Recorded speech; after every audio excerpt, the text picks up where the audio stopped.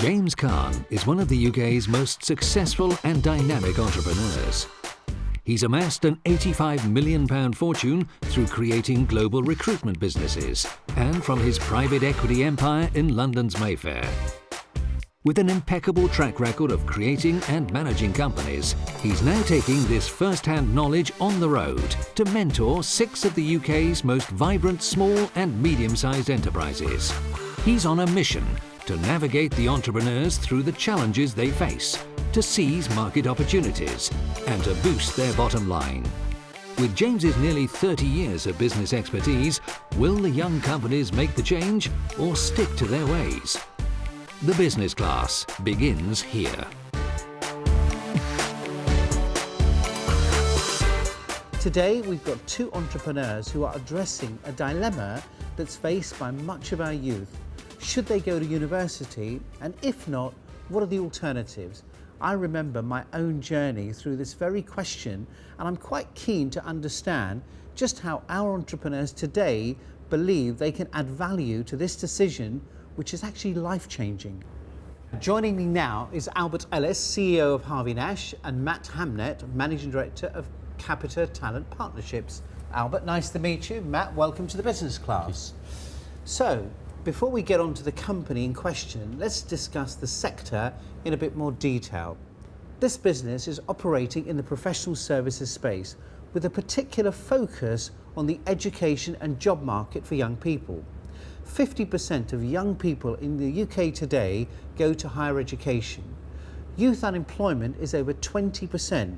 Serving this group is a great idea. Albert, is this a business opportunity where you think employers are prepared to pay for this service? Well, I do believe it's a business opportunity. In fact, I've seen the big 4 accounting firms starting to look at alternative ways of drawing talent into their organisation. And in fact, some of our clients are saying they're not looking at the CV any longer as much as they're looking at the potential. This could be quite an attractive and lucrative market. I think so, and I think there's another angle to this, which is we're talking about young people making really, really important life decisions, and what we're also seeing, because of some of the changes in the information, advice and guidance world for young people, actually a market emerging in the provision of those services to young people as well. So this broad territory, I think, is really, really interesting for a business. Okay, James, let's take a look at the 5th company in our series, a company hoping to create a bridge between education and recruitment, not going to uni. Hi, I'm Spencer Melman. I'm the Managing Director and founder of Not Going to Uni. We were founded in 2008 and we now have 17 staff. Hi, my name's Craig. We have offices in Essex, Cornwall and Yorkshire, and this year we expect to turn over around 1.6 million. I was approached back in 2008 by a young guy who was only 17, been accepted to study law at university, but he couldn't find a website to show him what his options were. So we chatted, we decided on the name Not Going to Uni, and we decided to put things right. So James, you've seen the company profile. The 2 entrepreneurs are here and waiting in the green room. But what are your first impressions of that business? Thanks, Carolyn. Firstly, the entrepreneurs are really at the heart of this business. Spencer did not go to university, but has been successful in recruitment. Craig did go to university and felt compelled to get involved in this particular space. I think it's really impressive how their individual experiences resonate with the many thousands out there who feel the same way. In each episode, we look at the 2 biggest challenges the entrepreneurs have flagged up to us. Here's Not Going to Uni's first one. One of the challenges we face is ensuring that SMEs can get to use our systems. We currently work on an advertising-based model, so you pay for a service, we attract young people, and hopefully you take them on. What we'd like to do is look at flipping that and make it a pay-on-performance model. So when the young person is engaged by you, we then have a charging mechanism. And we're wondering, is that the right way to go? This is about change in mindset as much as anything else. They need to be outcome-focused. Right now, they're a conduit between students and firms, just like a portal.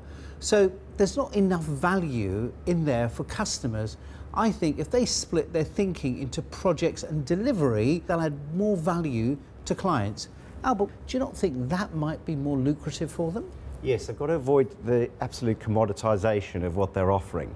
And it's an area in the market where salaries, obviously at the entry level, are quite low relative to the rest of the market. So they've got to look at adding value.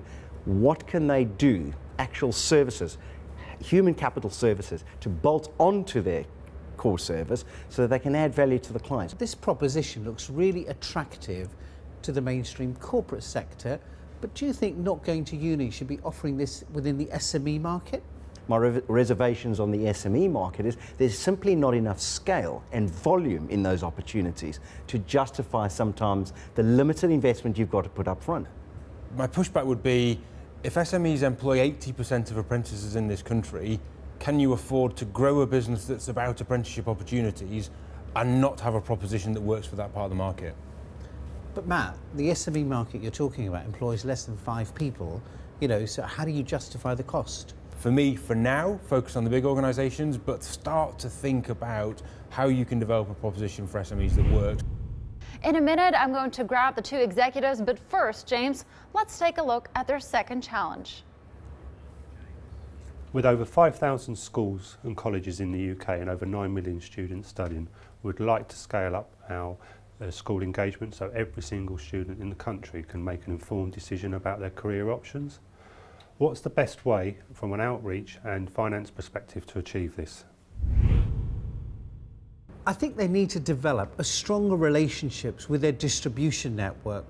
For example, people who need to advertise their jobs, I think they also need to appoint a dedicated resource like a school's liaison officer to monitor these relationships. They need to get the individual to focus on key regions and create an efficient environment which matches candidates with their client needs. So Albert, what are your thoughts on that? Well, I'm a great believer, James, in developing strategic partnerships. What we've seen with this business already is that it doesn't have scale as an advantage. Limited in headcount, what are they going to do? How are they going to get out to those schools? The market. They're going to have to identify strategic partnerships. Absolutely agree. Partnerships are critically important here, whether that's with academy chains, whether that's with local enterprise partnerships that give them really credible routes to work with individual schools. The other thing for me here is about digital. If you want to engage with young people, if you want to inspire young people, they consistently tell you, come to me. We've got the 2 owners waiting in the wings, but before we bring them in, let me give you a quick recap.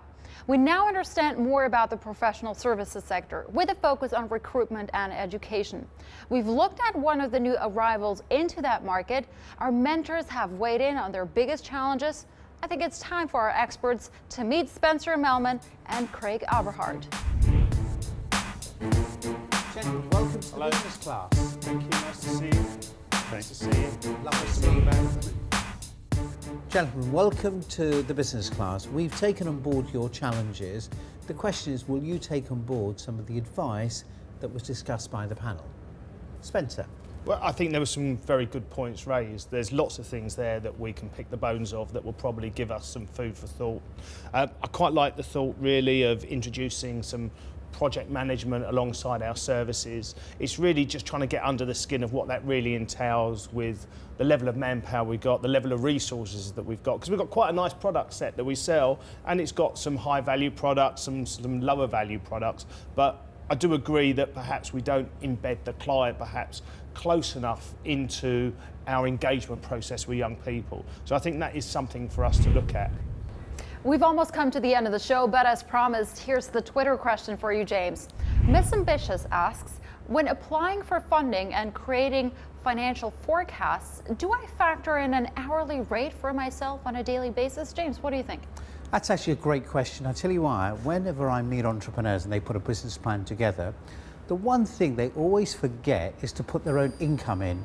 And when, as an investor, I look at that and say, if you're not telling me that this business can generate enough cash to sustain your own lifestyle, is it a hobby or a business? So I think when you don't put your own income in, it's a real detriment to the business. So my advice to people out there is make sure when you are putting a business plan together, you have to put your own income in. And I wouldn't put it as an hourly rate or a weekly rate. It should be the equivalent of an income that you need to sustain yourself to be able to run that business successfully. Thanks, James. As always, great advice. And if you want to ask James a question, tweet us using hashtag CNBC BizClass. That's it from me. I'm Carolyn Roth. And I'm James Caan, and we'll see you next time when a new company enters the business class.